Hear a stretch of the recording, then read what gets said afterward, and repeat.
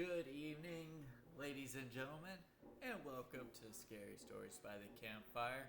We are your hosts tonight, Jeremy, And Jason. and tonight we are looking at The Exorcist III. Yeah, I A think that's very just. boring movie. I think this one is. That's just what it's called. Is It is Exorcist III. part three. The name is just as boring as the movie. The movie wasn't that bad. Oh no, It it was was better than it boring. was. I think because this one is actually dubbed as a psychological horror movie. There's not a lot of action to it. It's. I It, actually had to go back. I'm gonna admit I had to go back and Rewatch it. No, I didn't rewatch it. I read the synopsis off of I was understanding what was going on except for like the ending itself. It never really quite explained, and I think when I read the synopsis on Wikipedia, it did kind of finalize what my thoughts are about this, or what was happening at the end. So, what are your thoughts then? Okay, so text. The movie is pretty much like a if no one has seen it out there, it's a direct sequel to the first movie. It skips everything from the second movie, which is fine. And we actually got to talking about this earlier. Me and mom actually gotten to talk about the fact that the second movie dealt like they had the first movie, and you had both the priests go in and they both died to get this demon or this devil or whatever this thing is Pazuzu! out of Reagan. And they both died. Pazuzu! And in the second movie, they only focused on the one priest. And in this one, they only focused on the other. It's like it almost, makes it seem like neither one of them were in the room at the same time. Like they showed up and they. Okay. So the movie runs plain and simple. Okay, it's about the detective from the first movie who is investigating these murders that are going around, right? And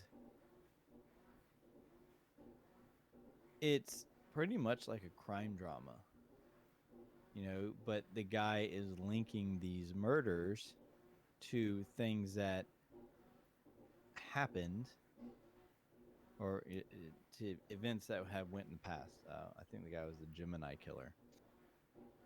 And he's like, that guy died like 15 years ago. How are these things happening? Fingerprints were matching to different people doing these heinous crimes, and they all had some sort of religious overtone. So he does the investigating or whatever, and then he comes to find out that Damien Karras, right? That's the line Karras, Karras. Correct. So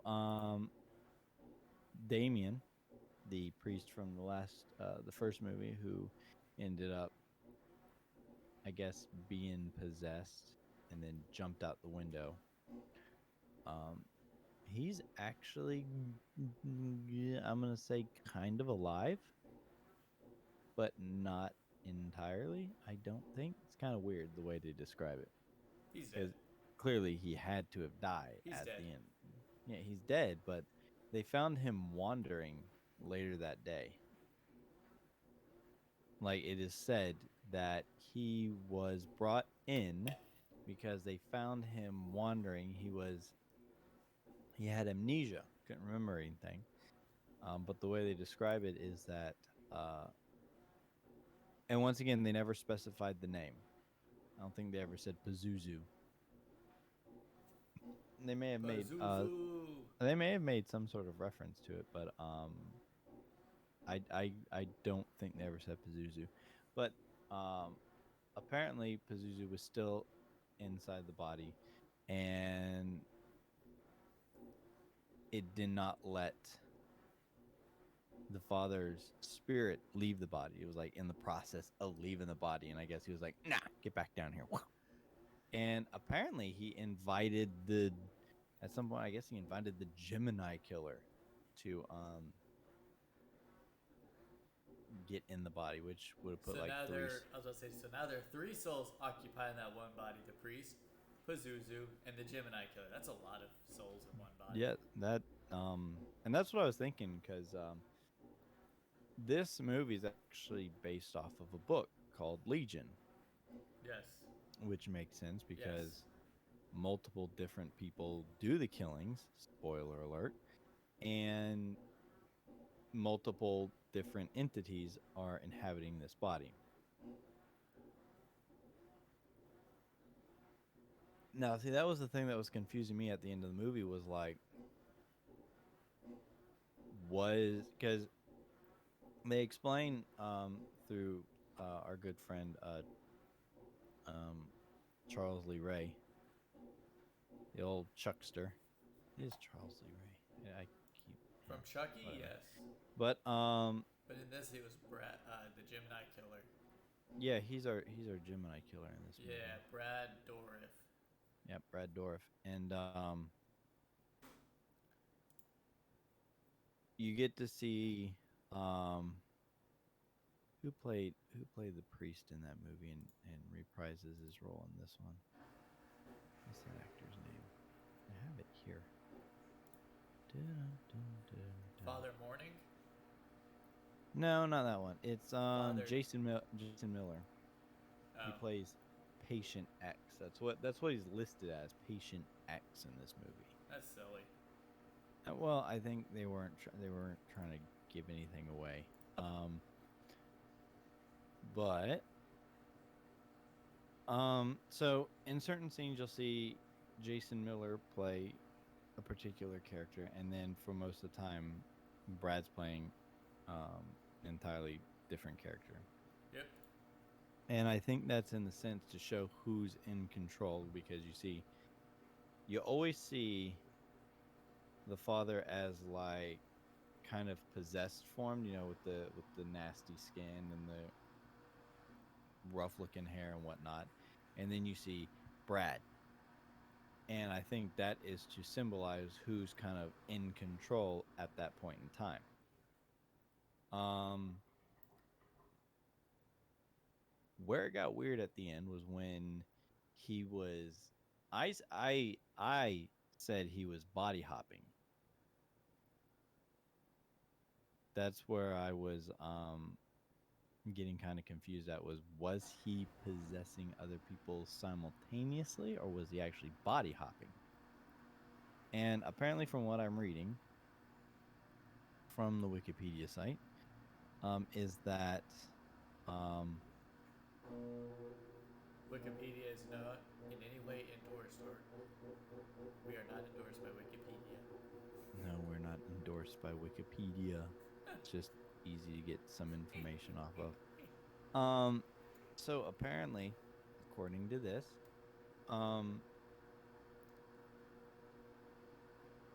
this was right after everyone died. So the movie starts off with them having some kid killed, right? Yep. I think I missed that part. I think I was getting, we were getting Yes. dinner prepped up and whatnot. And then a priest in a church was killed, and then Father Dyer was killed. He was the one in the hospital.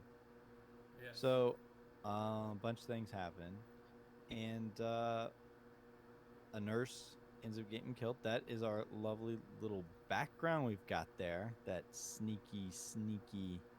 Scissorman. Yeah, the scissorman. Yeah, that was about by far probably one of the. Scissorman. Yeah, that was probably one of the jump scariest moments you would think of. That's when stuff really kind of intense because she's like looking around, and it's shot from so far away that and there was like a police officer in the background or whatever. He walked out for a second, who's and whatnot. But So, and the psychiatrist committed suicide. I don't know if that had Yes. anything to do with who's it's and whatnot's it, but the Gemini killer. Okay, this is Brad's character. He's starting to explain what's going on, and it has to do with this character called the Master, which is the same entity that possessed Reagan. So we're all gonna presume it's Pazuzu. Pazuzu! Yeah. So the Master was furious at being exorcised by Karis and is exacting its revenge by using Karis's body as a conduit for the Gemini to continue his killing spree. I'm taking this from Wikipedia. Which he was mad about being exorcised from Reagan Yeah. by Father Yeah. Marin. No, Marin was dead by that point. You said he was mad about being exorcised from Reagan by Karis, but Karis didn't exorcise him. Marin did. No, technically, no. Marin died beforehand. Yeah. Maris, or yeah, Maris. Karis was the one who, because Marin died during it, and Karis pretty much said, leave her alone, take me instead. Which I wouldn't really call an official exorcist, or call it an official exorcism, because you're just inviting it to take your body instead, but semantics, I guess. So, yeah, I guess he was mad because maybe he got tricked. Maybe he felt like he got tricked.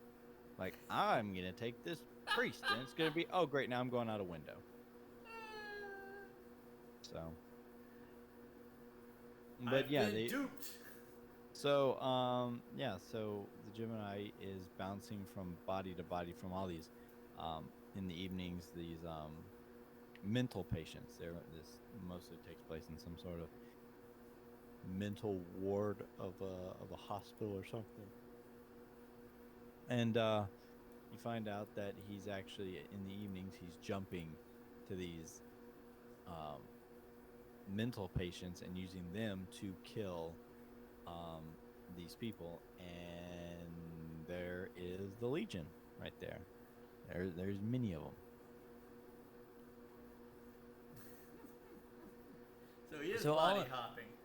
Yeah, so he was technically body hopping. And see, that was the thing that was confusing, was because when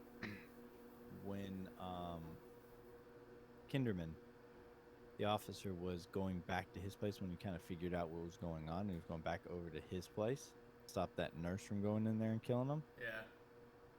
You see the nurse, and she's possessed, and she's like, she's doing her thing or whatever. And then when it cuts back to patient X, he's lying in his little cell or whatever, and they had him hooked up to some sort of brain scan thing or whatever, and it looked like it was reading normal, but he was like sleeping. So at this point, that's where I was thinking he was body hopping.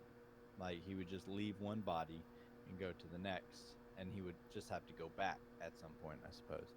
But apparently, like we were discussing, there was like 3 souls in there, 3 entities, I should say, and the Master, Pazuzu, or whatever you want to call it, was the one that was, I guess it was the one that was kind of running the show. Like, I'm using this body, I'm powering the Gemini so that he can go out and do these things. And I guess we had another priest show up. Morning, that's the one that you mentioned. Oh, for a whopping 10 minutes. He shows up to exercise. Pazuzu! I always feel like I'm saying exercise. That's right. Yeah, like I'm taking the demon out to do some push-ups, run a little marathon. All right, we're gonna exercise. Exorcism. But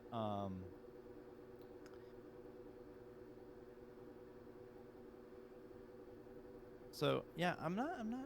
Raven's probably on here. I know she's probably out doing some probably doing some deliveries and whatnot. So, what's that name you're saying? Pazul? Not Pazul. Pazuzu. Pazuzu. Say it with me. Pa. Zuzu. Yeah. Pazuzu. Pazuzu. Yeah. So, yeah, kind of like that. I think it. Gracious. It is spelled Pazuzu. Pazaza. No, U, not A. Pazaza. Pazaza. So, I guess the master, Pazuzu, whatever you want to say, was pretty much going to win this thing. And I guess that's pizzazz. You're just way off now. I guess the dying did Father Morning die? Yeah, after at the end, yeah. Okay, so he did. I must have missed like the final breath or whatever, but he pretty much pulled himself from the roof of his skin.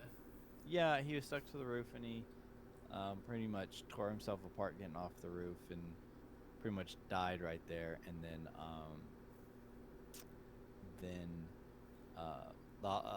Kinderman got whooped around a little bit, but then Morning grabbed his crucifix and was like, you got to fight it, Damien. Damien, I know you're still in there. And Damien took control for a brief moment, and he said, Kill me. Yeah, okay. I'm pretty sure he was gonna say, I pushed him out. Kill me now. I'm pretty sure that's what they were going for. But what we got was, I pushed him out. Kill. Bam, bam, bam, bam, bam, bam. Didn't even bother to let him finish. He just filled him full of lead. He did. I mean, he unloaded. I don't even think he was real quick on a sorry. He wasn't like, kill me. I'm sorry. Pow, pow, pow, pow. He just. And then he double tapped him. Yep, made sure to double tap, and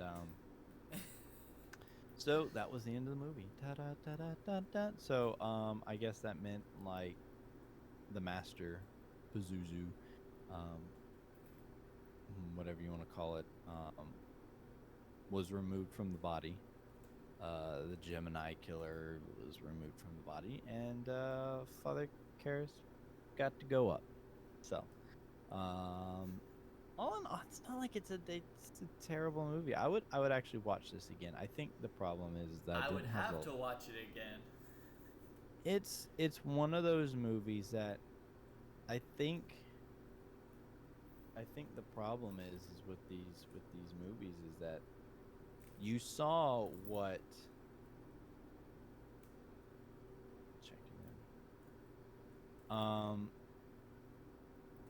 you saw what The Exorcist was. The Exorcist was this, and like I said, when we did the Exorcist episode with Rick,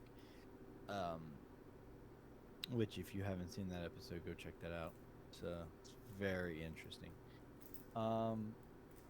It just didn't scare me like a lot of things do, Well, I don't know why I say a lot of things, because most of these movies we've seen aren't very scary to me. But the context of it is what's scary about it. Everything about that is scary. So, and some of the visuals that were going on in the movie, it was just for that time, it was a very disturbing film. Then you got. Oh, you're talking about the original. Yeah, you're talking about the original. It's very disturbing in its context and the way it's written and stuff like that. It is a very good movie, and I think this one actually does follow in its footsteps better than the second one. Because the second one was almost just. I will say I agree with you on that. It does follow a lot better than the second one. And it just doesn't deliver the same impact. I I think what the problem is with this movie is if you're looking for something that's like The Exorcist, you're not gonna get it per se. It did really kind of spike towards the end of the movie, but it is a lot of build up. It It is is a like lot. It is a lot of build up, and I I think for most of the movie, movie was an hour and 50 minutes. yeah. I think about half the movie, I'm sitting there going, "This is an Exorcist film, right? We're not just doing like an episode of Law and Order, like That's what I mean. I was saying the same thing, especially during the special extremely long, demons unit." like even during the long monologue. I was saying that, like that was one of my issues. Was that monologue? Yeah, Good night. well, It was if it's one thing Pazuzu's well known for, it's not shutting up. yeah. But then again, that wasn't Pazuzu, that was the Gemini killer, and I like I like it. It's kind of funny because Brad killed it in this movie with what he was given, which was pretty much him just sitting there and spouting out dialogue. Um, it was very, very interesting, and I think I think he did a pretty good job with it. For the most part, he kept my interest. I think like maybe the monologue was a little too long, but He was the the only way one that he kept my interest. but the way he was, well, no, I mean the detective Kinderman was pretty good. I liked him. He wasn't bad. uh, Here's the thing. Yeah, he wasn't bad. The Gemini killer wasn't bad. A lot of the characters weren't bad. We got to see Fabio too, which was cool. Yeah, Fabio and like we were playing guess the special find the it's like the Where's Waldo of special guests. Like we didn't see Samuel L. Jackson. I think remember in the beginning. Remember in the beginning of the movie where I guess after I don't know if it was before they found the kid's body or whatever, but there was that scene where he was talking about I've had dreams and dreams of going downstairs, and you had that really weird camera where it was rolling down the stairs. Remember that at the beginning? Yeah. And then he was at the bottom and it was walking, and that guy was trying to hand him a rose. Yeah. I think that was Samuel L. Jackson. I could be wrong, but I think that was him. That's why I was like, when we got partway through the movie, because the Samuel L. Jackson role is blind dream man. So unless he was also in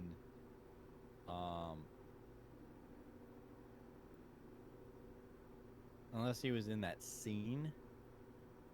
You know what? He could have been in that scene with all the angels and stuff. That was a weird scene. This whole movie was weird. I mean, this movie did have like little weird aspects, but it is. At least this movie, I think, follows up better with the first movie because it's actually done by the same. Well, I'm not saying the movie's done by the same guy, but it is based off of the novel Legion, which is a continuation of The Exorcist. Look, I wanted Locust and I didn't get them. No one cares about Locust, Jeremy. No one cares about Locust. Well, apparently the entire last third of the movie had to be redone with the insertion of Father Morning. And of an exorcism scene that cost nearly $4 million to make. Because I guess they didn't already have an exorcism in their movie.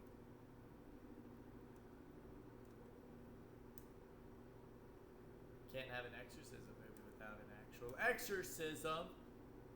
Yeah, that is true. Wow. So I'm looking at some of the stuff that looking at some of the stuff about this book. Legion is a 1983 horror novel by American writer William Peter Blatty, a sequel to The Exorcist. It was adapted for the film The Exorcist III in 1990. Like The Exorcist, it involves demonic possession. The book was the focus of a court case over its exclusion from the New York Times bestseller list. Blatty based aspects of the Gemini killer on the real-life Zodiac killer, who in January 1974 letter to the San Francisco Chronicle had praised the original Exorcist film as the best satirical comedy that I have ever seen. That makes sense. So there was a there was a lot of people. I think we talked about a lot of, I guess, killers had made or had said like The Exorcist was like their favorite film. Yep, I remember talking about that. I'm trying to see if maybe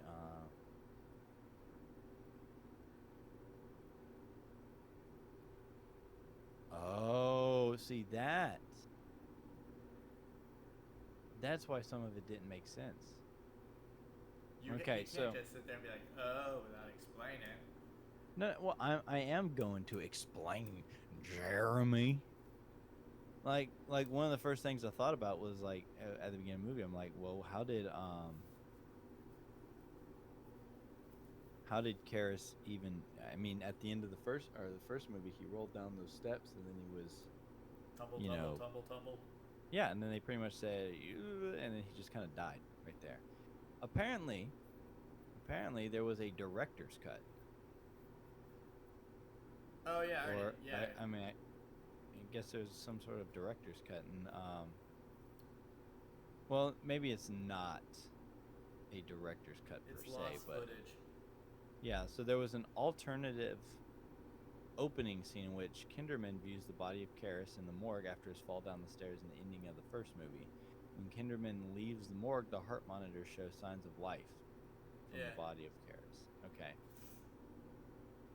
Yeah, there was a lot of deleted footage from this movie. A lot of it. Blatty's original cut did not have Jason Miller as Patient X in it, and it had different isolation cell for scenes in which Kinderman talked with Patient X. Some promotional photos show Patient X and Kinderman talking in the original cell. Patient X. Yeah. Overall, though, I mean, I'd probably watch it once every now and then. It's not a movie that I could sit there and watch over and over again.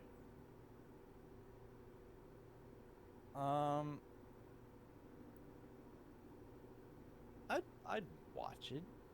I mean, wait, did you respond to the they didn't have an Exorcist? No. Oh, PJ Doll said they didn't have an Exorcist. Yeah, they did. They attempted one at the very end. Yeah. I mean, they did technically exorcise the spirit. Pazuzu! I mean, it may have taken a crucifix and some lead poisoning, but they did the job. Yes, they did. They did it very well too. That's the best form. They just You need an exorcist? Forget the book. no, you exercise just enough to get the demon out, and then you pull the trigger, so they can't come back. So yeah, this movie wasn't bad. I think it was slow build up, slow stuff. I think we, in general, were probably expecting something a little different.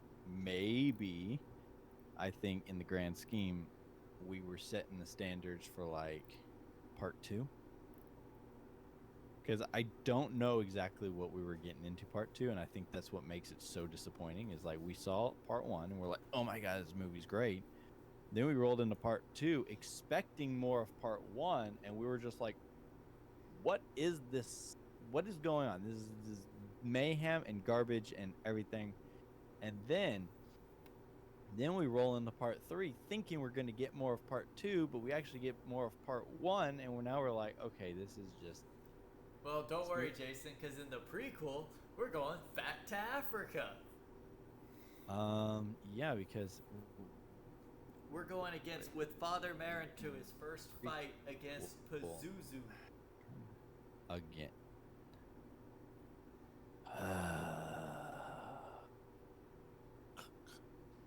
So is this like all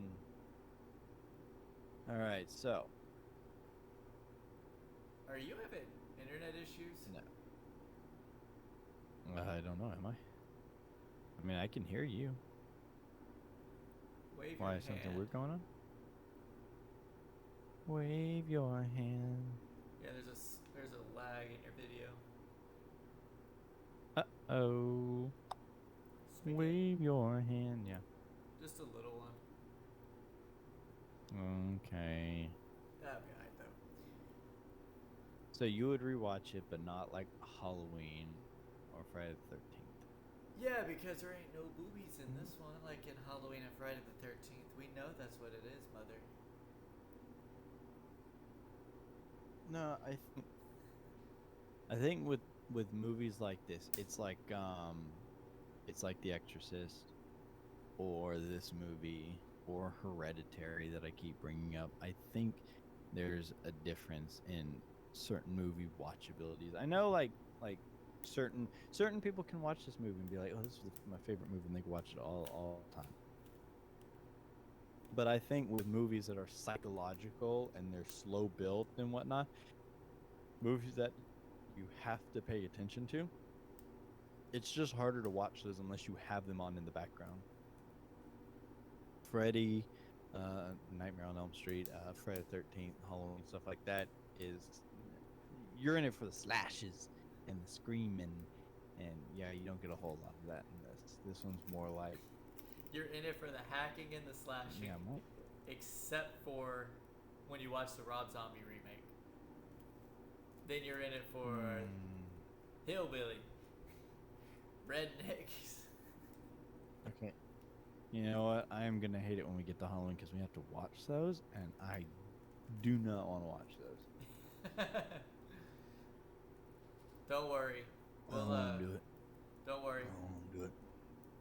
When before we watch the Halloween, I'll make sure we'll pull out the Rob Zombie trilogy first. You don't know. That's not how that works. You do. Oh, I know. We got to do the time. Before I start the We got to do Halloween the timelines in their series. appropriate order. What?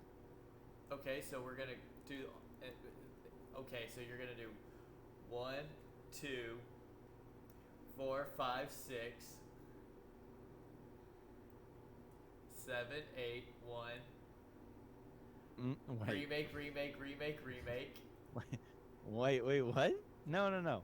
It's 1, Halloween 1 and 2, and then 4, it's 5, 6. 4, 5, and 6. Then it's 1. Yeah. So we'd have to watch 1 again. No, then you watch. No, you don't have to watch 1 because we already watched 1. But then we have to let the audience know that it's H2O, and Resurrection.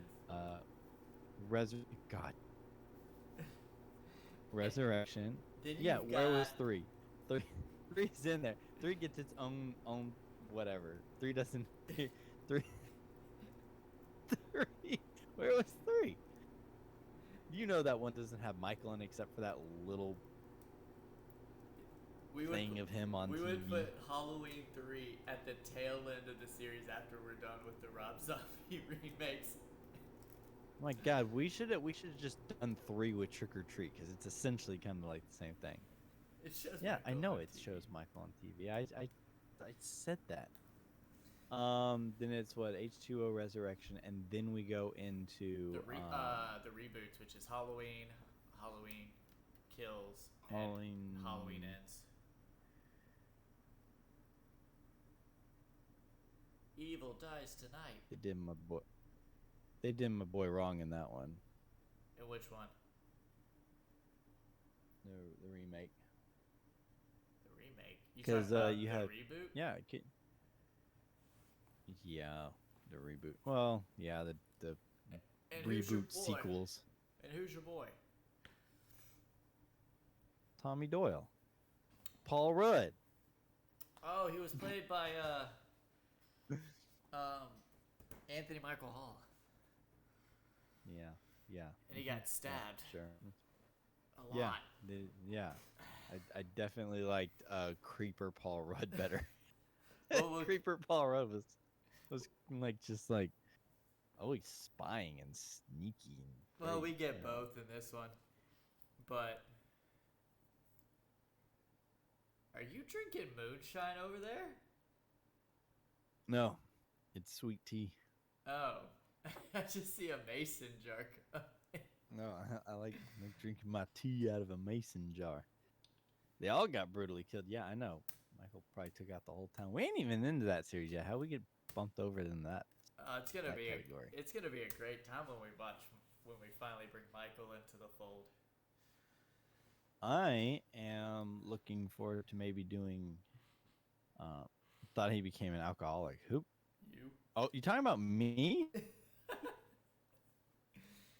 No, I got people think I'm an alcoholic because I'm drinking my sweet tea out of a mason jar. No, I actually do have Scary Stories by the some Campfire, moonshine. the booziest of podcasts. Yeah, yeah. We'll have to find have to find us a really good movie and just drink through it. Slacks. Oh yeah, that actually. Oh god. So part of me wants to continue the exorcism trend and do the exorcism of Emily Rose as my single, but Slacks, man, I might do Slacks instead. Slacks. Got so many more franchises to cover. Evil Dead, The Fly. Could even do like 13 Ghosts. Get through which movie? Slacks. Drinking through Slacks? It's got dancing pants in it. My God, let's get back on subject. We're like, take a shot for what? You can't just take a shot. What? Whenever you see dancing pants or pants move or something? Have you seen that movie yet? Nah, I ain't seen that movie yet. It's fun. It's a lot of fun. I actually watched it a few weeks ago. But, anyways, back to, Max. Exorcist 3. Oh, well, I mean, we're gonna have to jump back to the of moon. Take a shot of moonshine when there's pants in the picture. We'd be dead. Everybody wearing pants. Maybe she's just talking about like evil pants. Like whenever you see evil pants. I mean, it takes place in a clothing store. There's pants all over the place. We actually are gonna have to come back to this series eventually, since they got that new one coming out. Yes. Pretty cool. So the next one we're looking at is what? Exorcist: The Beginning. Yes, the beginning. Which, again, like I said, we're going back to Africa. Oh my goodness. Are you kidding me right now? What? Okay, so the films we have The Exorcist, The Exorcist II, and The Exorcist III, right? Yes. We have Exorcist: The Beginning and Dominion, prequel to The Exorcist, right? That's our prequel films. Those Yeah. are so we got our Exorcist, which is like our New Hope. The Exorcist 2, which is our, hate to say it, our Empire Strikes Back, and The Exorcist 3 is a Revenge of the Jedi. Return. Exorcist. What did I say? Revenge. Oh yeah, I'm mixing up my movies. But now we got Exorcist: The Beginning and Dominion, pre-sequel to The Exorcist. So that would be our parts 1 and 2. There is already, huh? I will say the one perk about going into this next one is who plays Father Marin. That is what what's his name? It's Stellan Skarsgård. Yeah, father to Bill Skarsgård, who we just saw. Is that okay? Every time a Skarsgård pops up, I'm like, get my names confused. But yeah, he's the one who is in like all the Marvel movies. Okay. Which one? He, Alex? Yes. no, Stellan. Or Stellan, I mean, yeah. He plays Yeah, Selvig Stellan's. and Thor. Yeah, Thor, the Avengers, the Dark World, Age of Ultron, Love and Thunder, you name it, he's got that character packed. But apparently, He also plays Davy so Jones. Or not Davy Jones, he so we plays Bootstrap have Bill Turner. a bootstrap Bill Turner. They got a new sequel coming out. We got one coming out in October, The Exorcist Believer. But you know what, Jeremy? They have two more movies already set to come out. They got an untitled The Exorcist film and then an untitled second The Exorcist film. The director for all three of those movies is David Gordon Green. The name sounds Does familiar. that name ring a bell, Jeremy? Yeah, Yeah. You want to know why? Because he did the Halloween remakes, or the new trilogy. that's why I knew it. He directed the most recent Halloween franchise, Halloween Kills, and Halloween Ends. Oh, he also directed the films Pineapple Express. Um, he's got quite a few stuff here. Huh. Interesting. But yeah, I guess he's working on this new Exorcist film, and I'm pretty sure it's going to be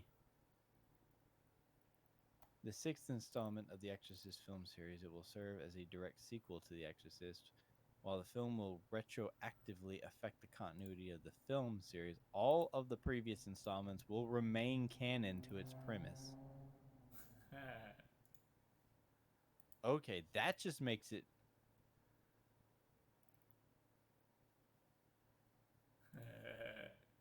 It sounds like it's just a. I'm looking at like brief synopsis of it. It says the father of a possessed child, desperate for help, goes in search for someone who has had similar experiences. When are those planning on coming out? This comes out in October. Oh, the new one? Oh my goodness! It's gonna have. It's Spit it out. who does she play in The Exorcist? I'm trying to find a name, Jeremy. Give me one moment, bro. It's She played in IMDb. The Exorcist, so they actually got a. I'm. Oh, she plays the mom. Why is her hair so different in that picture? That's why I didn't recognize her at first. But yeah, so the mom is coming back to play her same role in the new movie. That's Hmm. interesting. Well, Interesting. So, you know what it's time for?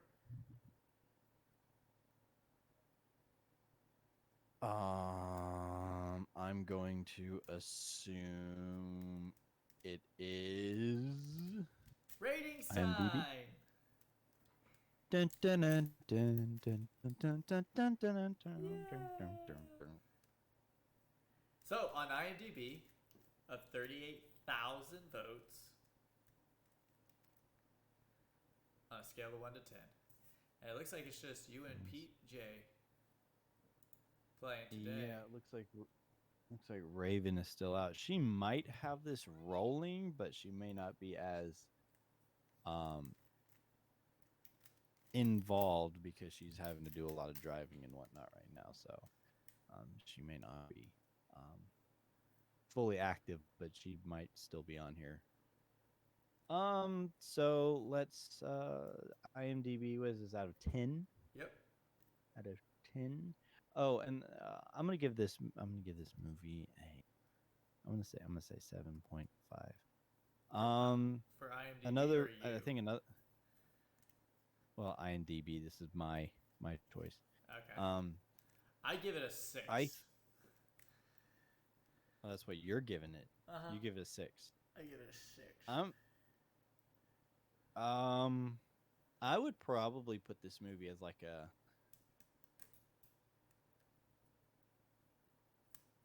I'd say probably about a 7, a 7.5.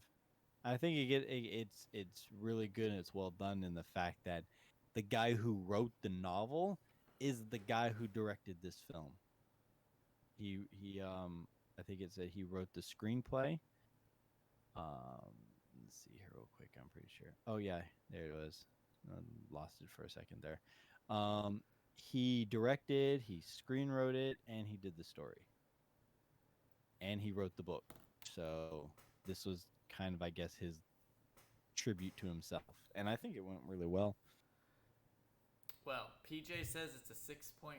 What do you give it, Jason, on a Okay, scale of 1 to 10? I said 7.5. Oh, I thought. That is my no. That's what I'm guessing. Oh, I thought you But said that's what you also were kind giving. of what I would give it. Well, it's kind of the same thing. I mean, that is what I'm guessing, but it's also like what I would give this movie. Well, you both lose. It was a 5.1 out of 10. Oh, you kidding me? This movie was much better than a 5. This movie was so much better than a 5. I'm gonna have to go back here and Wait, see what hold they on. actually I said think about I actually read the wrong one to you. Oh my goodness. You're still both off. It was a 6.5 out of 10. As So, of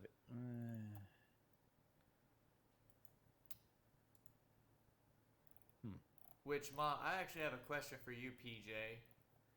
And it was about one of the characters in this movie. Trying to find it where he plays him. The doctor. The psychiatrist, Dr. Temple. Yes, Dr. Temple, played by Scott Wilson. Who? Because I know you've seen a lot of it. Who does he play in the Heat of the Night? Who is Harvey Oberst? If that's a main character or not, you can tell me. Are we talking about? Are we talking about like a TV show, or is it a movie? Yes, it's a TV show. You know what TV show it is. I know what TV show it is, but I'm pretty sure they also had a movie, Jeremy. I could be remembering that wrong. I got it right here. I guess it was a movie. Yeah, that's why I was asking.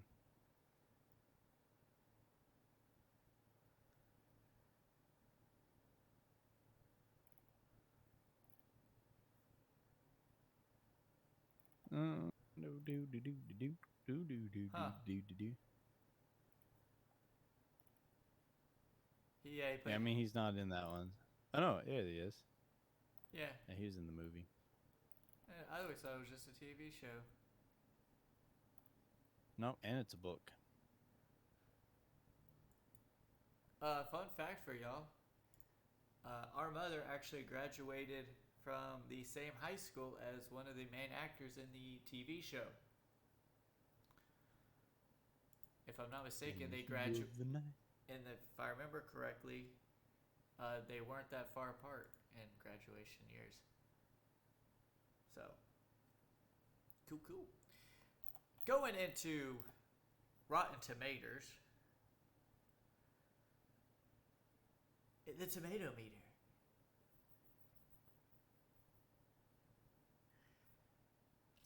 On a scale let's of go 0 with to 100. Let's go with a 63. All right. Jason has a 63. Oh, Mom is shooting for the sky. Oh, you think the critics really like this one, huh? That's what you think. You think the critics like this one? Well, you're both wrong. The tomato meter is a splat at a 57. Okay, whatever. Too much of the movie takes place in dark rooms where people describe horrors that might more profitably have been on the screen, and the plot is a house of cards that constantly collapses. Okay. It would be downright incomprehensible. In fact, if Dorff didn't do such a dandy job in explaining things in a couple of long madman monologues. Here's where I have the problem with that one thing. There is a lot of exposition dumping in this movie where they just tell you what's going on. And a lot of times in those instances, it's more of a show don't tell type of thing. You know, show us what's going on. You don't have to describe everything to us. I think that can work for the film and it could harm the film. Because if you're looking for something that's really scary, really off putting, sometimes showing us could do that. But for some people, you don't have to show it. You can describe it and you can let the audience's imagination run with it. And that could be even more horrifying than actually what's on. They actually talked about that at that panel at Pensacon. Remember, Jeremy? Yes. He was talking about describing things. Describe things in a way that you, I guess, normally wouldn't describe it, I think is what he said. Something like that. I could be remembering it wrong, but he said just really good descriptions. So instead of, saying something like, I can't even think of the example they used. But they said just describe it really well and the audience will fill in the gaps. Yes. And I think in certain cases like this, that those scenes where Kinderman is like explaining, um, I think he explained like the first kid had his head. It was a black kid had his head cut off, replaced with like a bust of Jesus that was painted in blackface, and he was crucified on some like boat oars or whatever.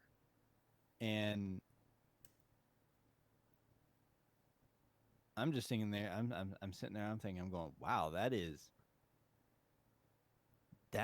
gnarly and nasty. Yep. And I think in one scene you actually do kind of get to see what it would have looked like or what it looked like. I think towards the end where he's kind of showing all the kind of dead people. Um, but sometimes just describing it is much more powerful than actually showing it. But for us nowadays, usually showing it saves a lot of runtime. Like this movie could have been cut down a little bit without all the descriptions of everything. Yeah. So And I then think in a one way it did hurt this film and it did help it. and one critic from like 2 months ago said the film is excessive at many spots. Did we really need a lavish dream sequence or cameos by the likes of Larry King, former Surgeon General C. Everett Koop, and Fabio? Hmm. So, I mean, we may not have needed that dream sequence, but I mean, I kind of got the idea what was going on. I mean, he was having this kind of experience or whatever, and when he got towards the end of it and he saw Father Dyer there, and I just happened to look. I guess Father Dyer was what he was playing cards with an angel or something like that. yeah. And if you look at his neck was all stitched. Yeah, all of the He had like victims there had it. yeah, and so just at that point, I'm thinking to myself, I'm going, oh, Well, he's dead. now we go to the audience score on a scale of 0 to 100.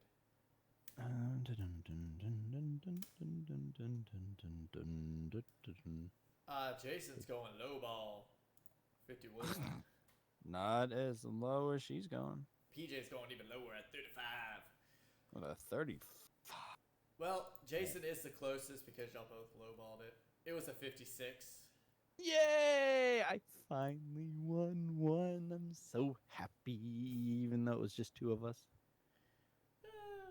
So, Doesn't feel like a very well fought victory. hey, PJ was the champ from last week. It doesn't mean anything. It doesn't mean anything. I haven't won anything yet. So, Gotta. but I agree with the audience score and I agree with the critic score. I think it could be better. I think it could have been a lot worse. It's not part 2, so. But that's all the time we have for tonight. We will see y'all next week. Same time as we talk about the prequel. Oh, yippee. We're going back to Africa, boy. Hope the rains are blessed down there. But we will see y'all next week. All y'all stay safe. Later.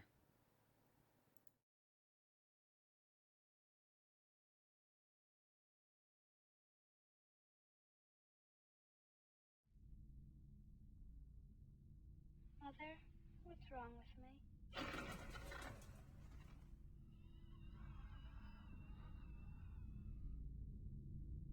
What an excellent day for an exorcism.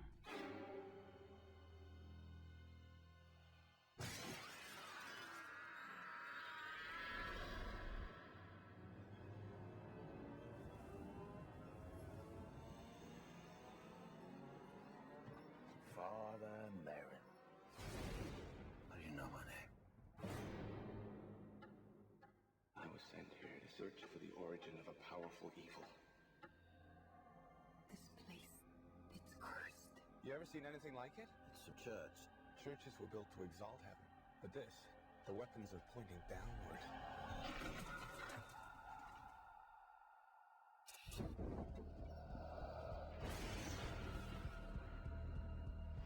This is the spot where Lucifer fell. It's an ancient temple where they used to conduct human sacrifices. There is something here, something evil. Who would do something like this?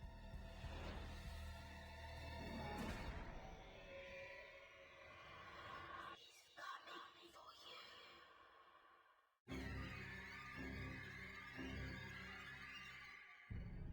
Yeah, Mike, right.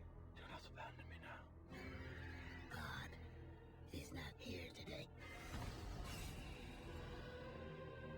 Remember, he is the father of lies.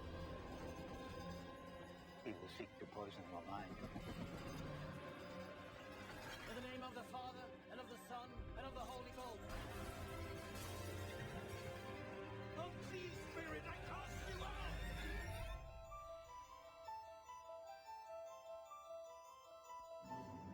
Joseph.